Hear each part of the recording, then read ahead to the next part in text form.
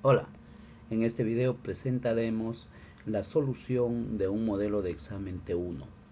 Entonces vamos a iniciar un primer problema identificando cuál de los siguientes gráficos es una relación o una función justificando su respuesta. Vemos los tres gráficos en este caso y observamos que el primer gráfico aparece un segmento vertical.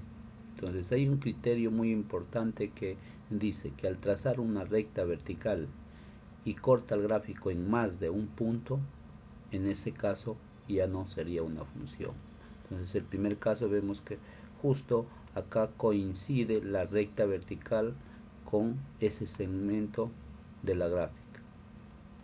Hay infinitos puntos, por lo tanto no es una función.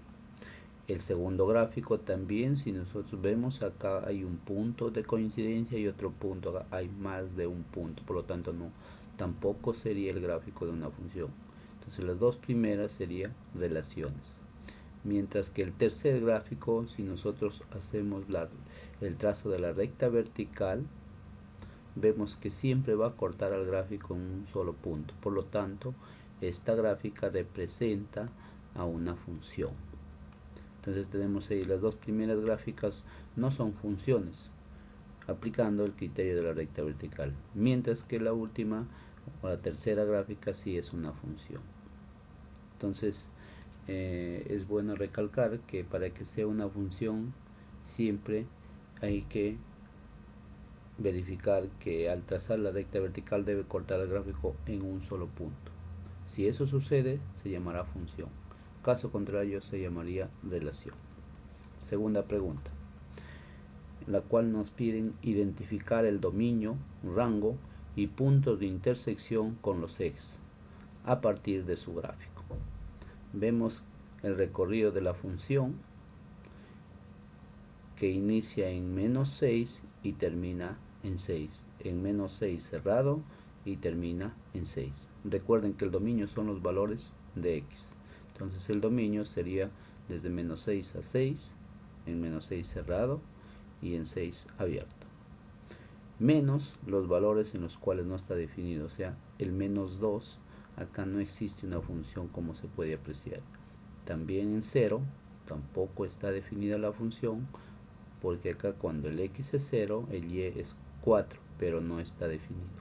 Por lo tanto se le quita esos dos valores. El rango es desde el menor valor, que en este caso es menos 2, hasta el mayor valor, que es 4. Ahora, puntos de intersección con los ejes. Tenemos dos ejes. Ahora, primero con el eje x. Vemos que con el eje x acá hay un punto de intersección que sería el punto menos 6,0. Segundo punto, 2,0. Ahora, intersección con el eje y no existe, porque el único punto posible que podría ser intersección con el eje y sería este punto que está acá, que sería 0,4, pero se aprecia que no está definido, por lo tanto no existe. Tercer problema, piden trazar la gráfica de la función con regla de correspondencia f de x 2 seno de 2x menos pi, e indicando su dominio, rango, periodo y amplitud. Entonces vamos a identificar primero algunos elementos de esta función que es muy característica de las funciones senoidales. En este caso la amplitud es 2, el periodo es 2pi, que es el periodo del seno en su forma natural, sobre 2, que es el coeficiente de x, que en algunos casos le llama la frecuencia angular. Y resulta que al hacer la división resulta el valor de pi.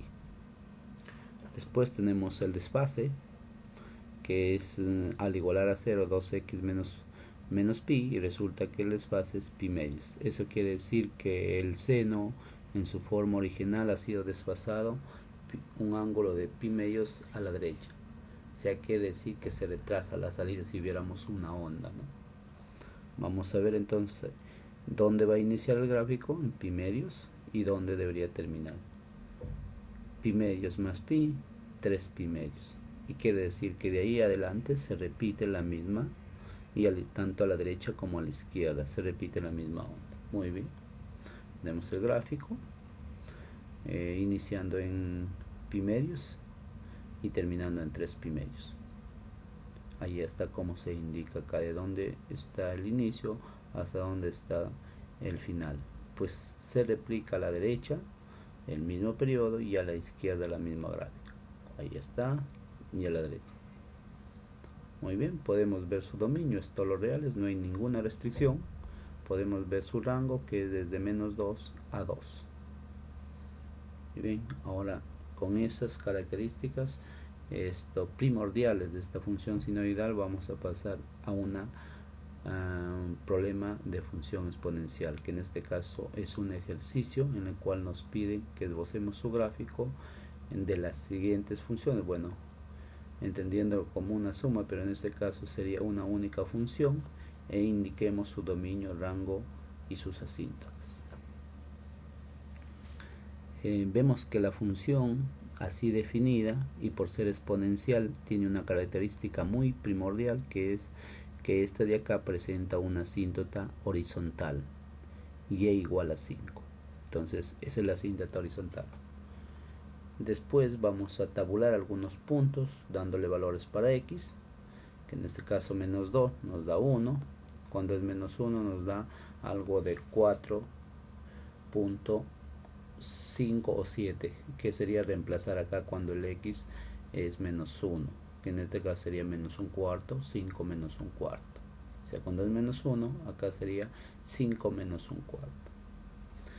Es posible también encontrar el valor que está acá, el punto indicando intersección con el eje x, quiere decir que el y es 0. O sea, esta es la función, se coloca 0, se despeja, se efectúan las operaciones y se encuentra el valor para x. De forma similar puedo hallar la intersección con el eje y.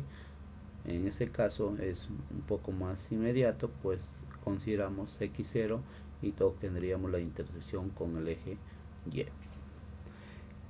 Algunas propiedades de esta gráfica: vemos que la gráfica es creciente y que no debe tocar a la asíntota. Tiene un dominio que va a ser todos los reales, todos los valores de x. Tiene un rango que es desde -infinito hasta 5 abierto.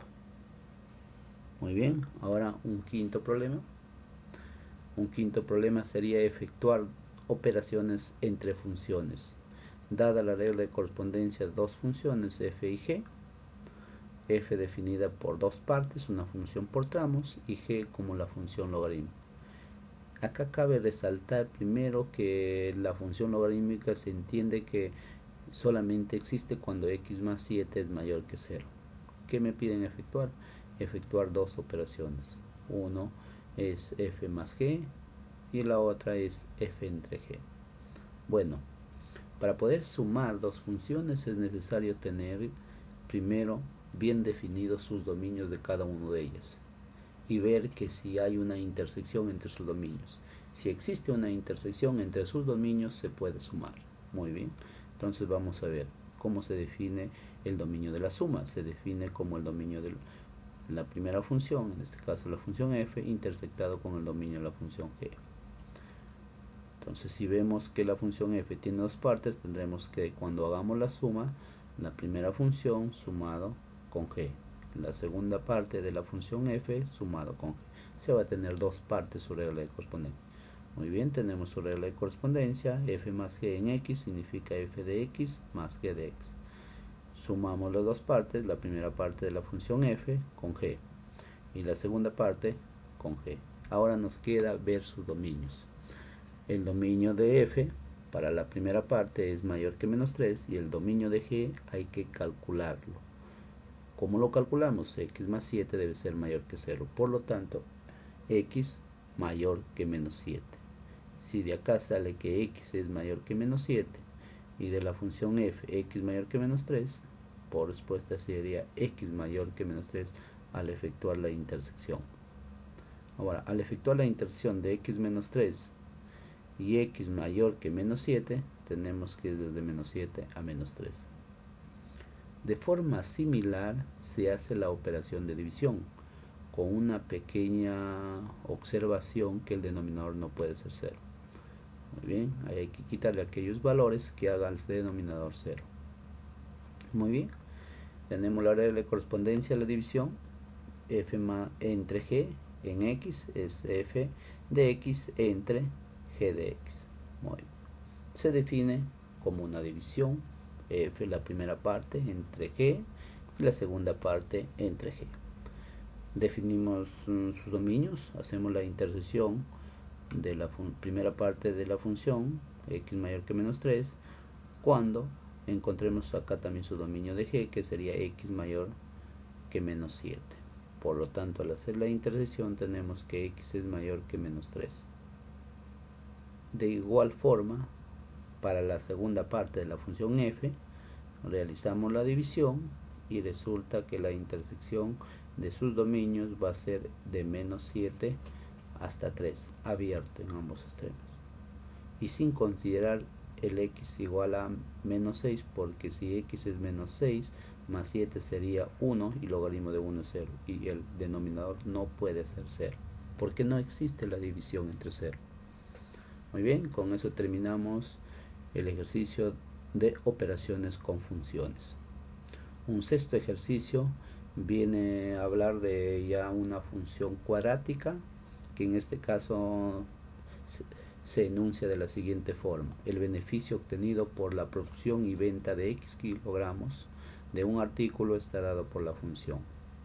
Vemos una función cuadrática, tiene una característica que es el A va a ser negativo, tenemos el vértice y bueno, una vez que tenemos el valor de A y el vértice podemos graficarlo, y eso es justamente lo que nos piden, graficar indicando dominio y rango.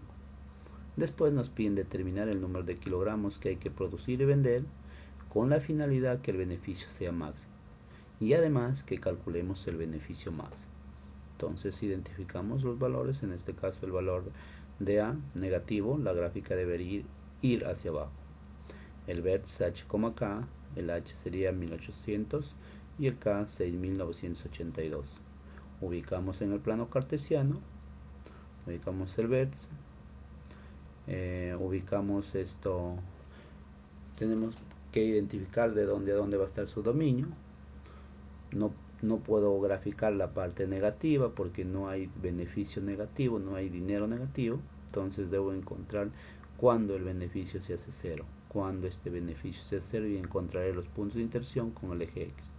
Haciendo ese cálculo, tenemos que el primer valor para X sería 964 y el segundo valor para X es 2636. ¿Cómo se obtiene esto? Al hacer el y igual a 0. ¿Y quién es el y en nuestro caso? B de x, que es el beneficio.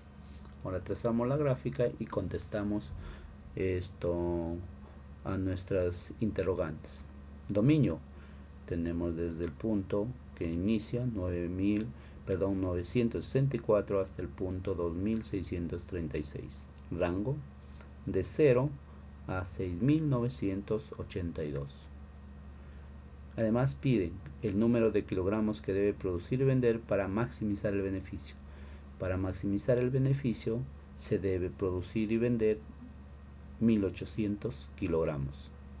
Además dicen cuál es el beneficio máximo. El beneficio máximo sería 6982 unidades monetarias, dólares, soles, euros en la unidad en que se trabaja.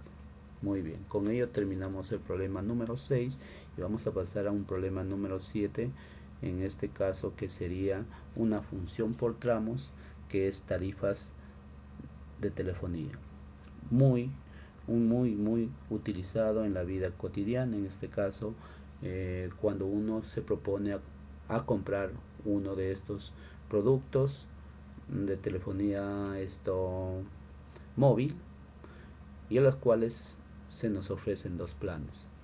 Miren, en este caso Pedro desea comprar un celular y le ofrecen una lista de precios según las tarifas ofrecidas por una empresa de telefonía celular durante un determinado mes, y estos planes son: plan fiesta, un cargo mensual de 71, por lo cual nos dan 120 minutos, y adicional a eso Si uno excede los minutos de 120, por cada minuto adicional pagaría 0.4 de sol, ¿no? 0.4 céntimos de sol.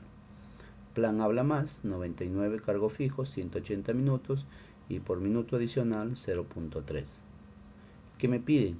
Que escriba cada uno el costo de cada uno de los planes según los minutos que hable una persona en función del tiempo. Podría ser menos de 120 o más de 120. La pregunta B nos piden de igual forma para el plan habla más, y la pregunta C nos piden hallar los minutos en los que ambos planes me costaría lo mismo. Entonces recuerden, el primer plan, si yo no hablo más de 120, o sea, una persona que hable menor o igual a 120 pagará 71. Y si habla más de 120 pagaría los 71 más 0.4 por el exceso. De esto, de lo que le estoy manifestando, se puede expresar de la siguiente forma. 71 si habla entre 0 y 120 y 71 más 0,4 por x menos 120. Segunda función, 99 y habla, este es para el plan habla más y podría hablar desde 0 hasta 180. Excedido eso pagaría los 99 más 0,3 por la diferencia, por lo que se exceda. La tercera pregunta era cuándo debería pagar lo mismo en ambos planes. En este caso igualamos y obtenemos que si la persona habla 220 minutos, el pago sería el mismo, ¿no? Entonces podemos representarlo en forma gráfica. Tenemos ahí el tiempo y el costo. Primer plan, se puede apreciar ahí que hasta 120 es constante y después va creciendo su costo. Segundo plan es constante hasta 180 y después va creciendo según los minutos que hable. Y si los dos hablan 220, el costo es el mismo. ¿Cuánto sería? 111 soles. A partir de 220 minutos le conviene el segundo plan. Antes de 220 le conviene el primer plan. Se puede apreciar porque está por debajo. El primer plan está por debajo del segundo plan. Muy bien, con ello terminamos este tipo de problemas de función por tramos. Y pasamos a un problema aplicativo de función exponencial. En este caso nos hablan de un problema muy cotidiano que significa calentar una taza de café. ¿Dónde? En el microondas, la cual alcanza 80 grados de temperatura y después se la extrae del microondas. Al extraer del microondas, el medio ambiente tiene una temperatura de 20 grados. Eso significa que la taza de café va a ir disminuyendo su temperatura hasta obtener la temperatura del medio ambiente. Pero bueno, no me piden hasta que obtenga la temperatura del medio ambiente, solo nos piden que grafiquemos ¿cuál? La función exponencial que modela el enfriamiento de esa taza de café, pero solamente de 0 a 15 minutos. ¿Qué pasa en 0 minutos? ¿Cuánto es su temperatura? Bueno, si recién lo saca del microondas, obvio que su temperatura debería ser 80. Y después de 10 minutos, ¿cuánto será su temperatura? Y después de 15 minutos, ¿cuánto debe ser su temperatura? Y me indican que lo grafique. Además debo indicar su dominio y su rango. Muy bien. Cuando T es 0, simplemente reemplazamos T es 0 y me va a quedar 80 grados, que es justo la temperatura del microondas, porque en ese momento se está extrayendo. Muy bien, vamos a ver entonces. Reemplazamos cuando T es 0 es 80, cuando T es 10 vamos a obtener 23.3 y cuando T es 15 vamos a obtener 20.77 y la gráfica sería decreciendo, o sea la temperatura va disminuyendo como se puede apreciar en la gráfica, pero solo me piden de 0 a 15, por lo tanto esta parte ya no debo considerarlo y lo voy a considerar como una curva en línea punteadas que indica que eso no se considera, que se puede graficar para que nos ayude nada más y podamos expresar la gráfica en forma correcta, ¿no? Su trazo correcto. Ahora, dominio de 0 a 15, rango desde 20.77 hasta 80, o sea, cerrado desde 20.77 hasta 80. ¿Qué más nos pueden preguntar? ¿Qué es lo que está pasando con la taza del café? La temperatura está disminuyendo, está como se aprecia en la gráfica, ¿no? Y es un problema cotidiano que se puede apreciar en cualquier hogar, ¿no? Que obtenga no solo una taza de café, sino calentar un plato de comida. Muy bien, chicos, espero que esto les sirva. Hasta una próxima oportunidad.